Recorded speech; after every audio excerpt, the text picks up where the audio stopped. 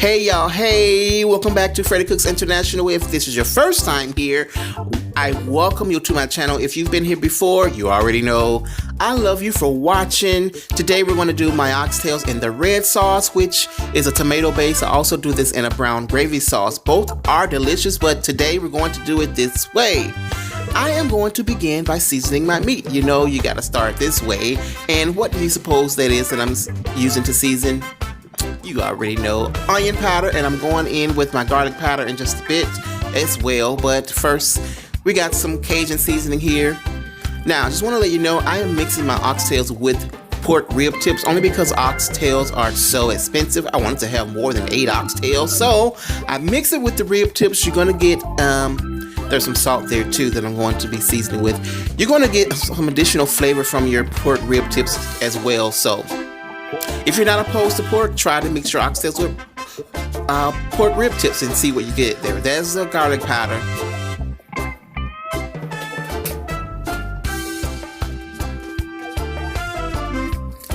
Got some crushed red pepper there. Okay, you definitely don't want to go too heavy with the crushed red pepper. They can sneak up on you really quickly. There's some basil, just a little basil. Just watch me. I'm not using that much basil. Basil can be strong. I'm not using that much crushed red pepper. That could be overwhelming. I'm putting some pepper on there. You know how much pepper you like on your food. So what I'm getting at here is I'm not giving you specific measurements. I will give you some measurements in the recipe in the description below. But when you cook, you just really want to feel it. How much should you be putting on there? Well, what type of flavor are you really wanting to get? You want it to have a little sodium, so you want to use not too much, but you want to taste it. Here's a brown sugar. You don't want it to be sweet like syrup, but you want to get a nice hint of sweetness coming through. Now, of course, trial by error, you will kind of learn how much to put on there, but you got a lot of meat and you're gonna have a lot of sauce. So, you know, you wanna have about a good tablespoon of brown sugar. I'm using some flour to make the gravy to thicken it up a little bit. There was some parsley. There's some paprika.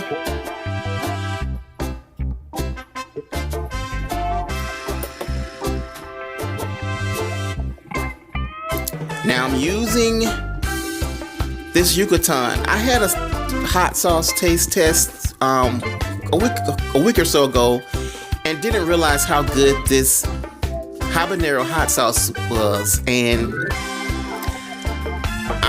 sometimes I would put Scotch bonnet peppers in here, but I'm going to change that and instead of using the Scotch bonnet peppers, I'm using the habanero hot sauce.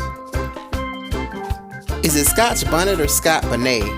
Somebody let me know in the comments. Either way, I think you know what I'm trying to say. And I'm just mixing it all around.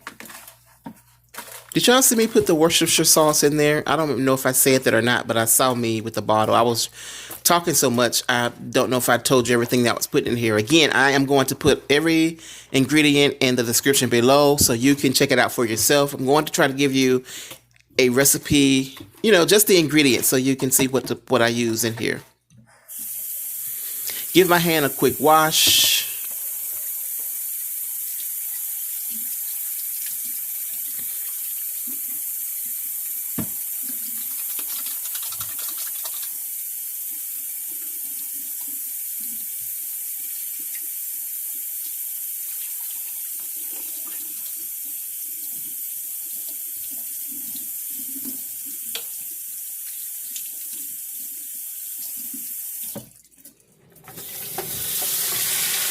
Okay, and in the meat goes into the biggest pot you can find, depending on how much meat you have, of course. I just rinsed a little water in the bottom to get all of my seasonings, because there was some seasoning stuck at the bottom. So yeah, I wanted all that to go in the pot, so just stir it all up there. Now this is one way to do it. I'm Sometimes when I'm making my brown gravy, well, I won't even go into that. I'll make them in the brown gravy to show you, but moving right along. I am browning my meat on a medium-high heat. As you can see, when you use the flour, it makes a little gravy. Oops, I think I wasted some there. Oops. When you use the flour, it makes its own gravy, you know, by default.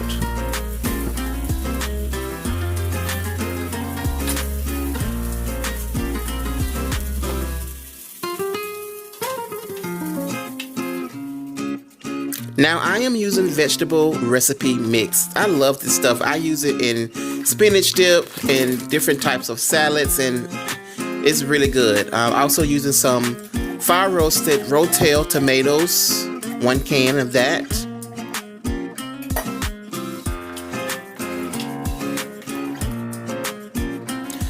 I'm using, I think that's like is it 8 ounces or 6 ounces? The little can, I think that is a 6-ounce can of tomato paste. If you use 8 ounces, it's okay. This is a red sauce, you'll be okay with it.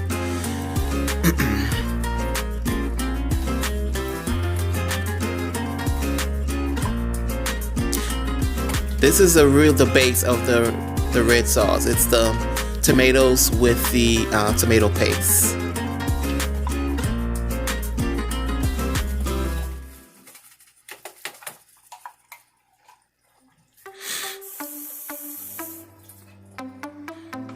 Just run a little water in the tomato paste can just to make sure I get all of my paste out of there. There you go.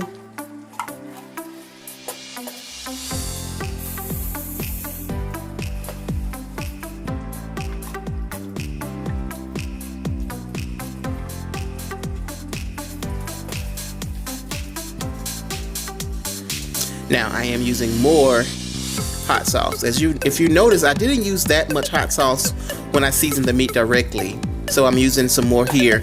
And if you have watched me before, you know that I seasoned in every stage of the cooking process just to layer the flavor.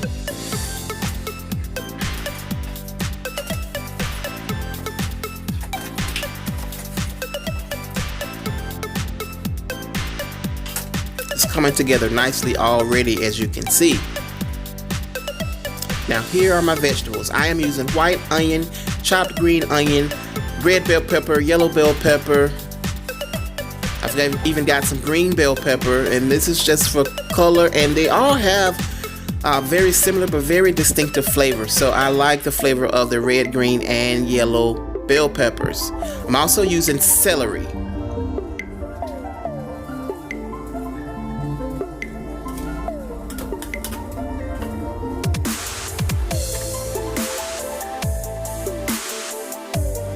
You're going to use at least 1 onion. You're going to use at least 1 bell pepper, and actually about 1.5 bell peppers, because you're going to use half of all 3 red, green, and yellow bell peppers.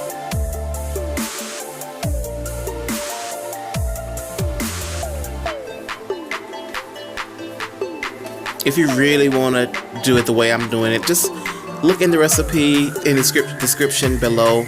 I'll have something for you to follow.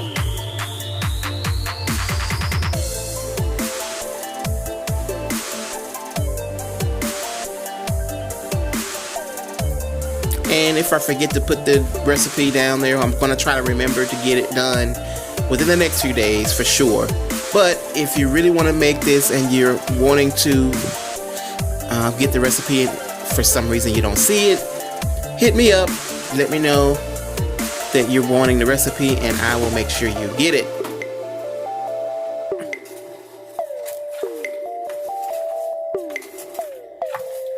And I'm over here looking like an American flag with these stars and stripes.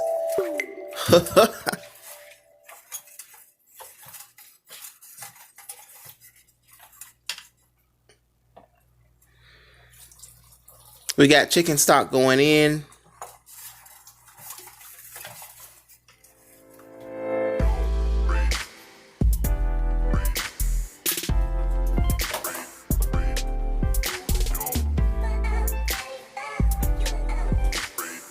just more garlic powder and onion powder is what I'm using. I put a little bit more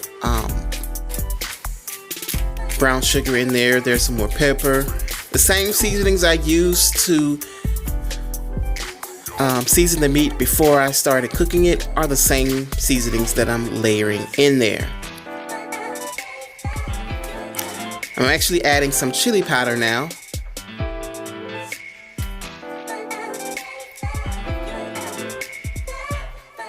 It's about a tablespoon. Not really a tablespoon, maybe a good 2 teaspoons of chili powder.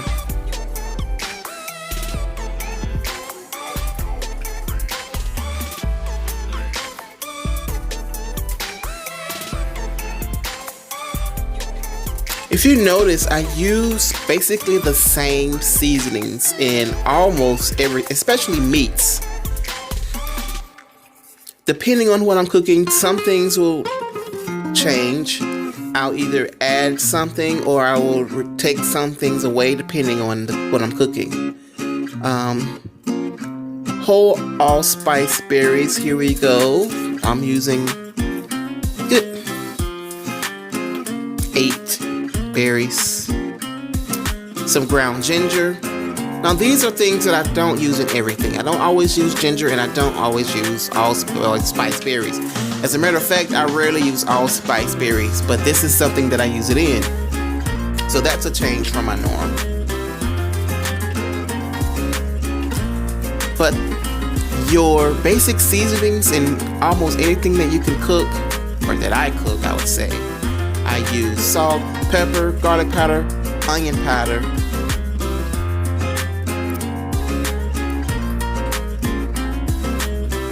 and have to taste that to see. That's your basics. You gotta use in almost everything.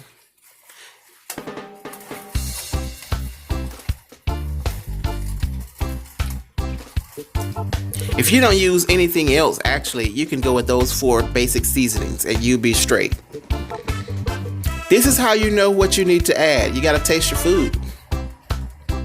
If it's too sweet, then you did too much. That's why I always recommend that you start with a little and add as you go. You can always add more, but you can't take it out. But yes, so if you think it needs to be a little salt, a little more sodium, then you know you can add more sodium. If it's too anything, you can, just like I did, you can add more liquid to fill it out. But of course, I've been doing this for a while. I wasn't far off.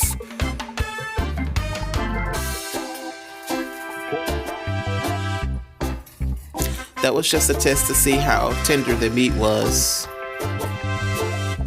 Of course, it's really gonna get tender when I transfer this to the crock pot. This is just the mixing process to get the cooking process started. I'm using ground cumin. This is something that I don't always use.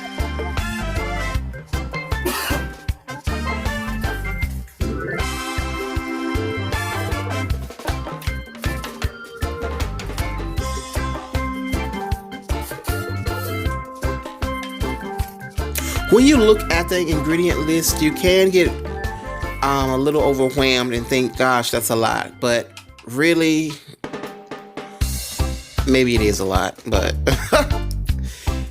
I am transferring this into now my crock pot. See, that was not a hard recipe at all. That was not a hard recipe. It's just mixing all those things together. And here we are. You're gonna let this cook 4 hours at least. It's gonna get tender, and there you go. I know you're thinking like 4 hours.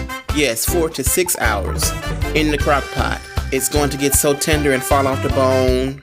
Tender to, you won't regret it, and it will be worth it, okay? Dare you to try it. Thank you for joining me for another Freddie Cooks International recipe. Until next time. Mwah.